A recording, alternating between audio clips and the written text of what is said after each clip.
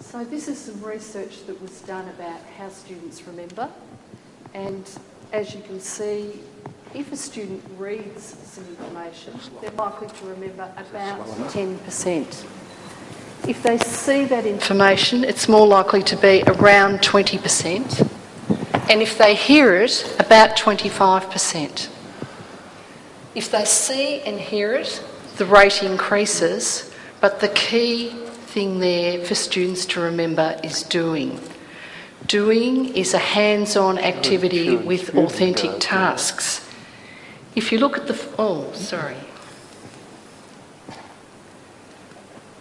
If you look at the first three of these are the things that our traditional classrooms have always represented. As Ron and John said, it's always been the teacher out the front telling. This is what we need to move into: active participation with authentic, hands-on, activity-based tasks for students. This research was delivered at the Bector Conference in 2007 and talked about the most preferred ways that students like to learn. And what they like to do is work in groups with friends, doing practical tasks and using ICT. Often in our schools, in our classrooms in Australia particularly, teachers' knowledge and skills often preclude this approach. Later on we'll talk about digital natives. Our traditional classrooms don't necessarily support this type of learning. If you think about our classrooms previously being the box-like structure, difficult to manage groups and difficult to have the sort of ICT that's required in the 21st century. In Victoria, many of our schools are based on chronological age, so groupings of students, rather than stage-related learning. And the other issue we have is that teachers don't intervene appropriately when students fall behind. The 21st century skills framework demands a lot more, quite obviously. And this is broken into three key areas: learning and innovation skills, information, media and technology skills, and life and career skills.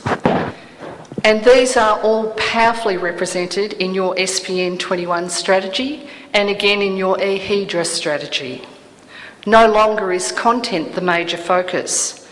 ICT is both an enabler and a driver.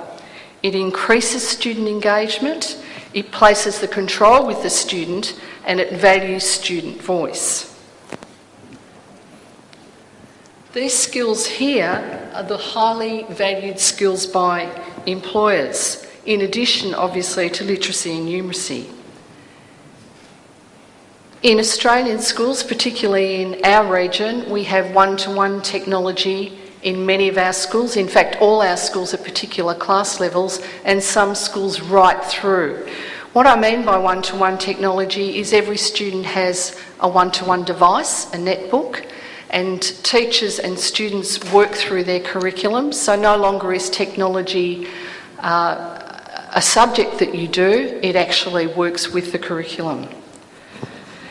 In Australia, we understand the pervasiveness of the internet, and we understand that it's something that can no longer be ignored.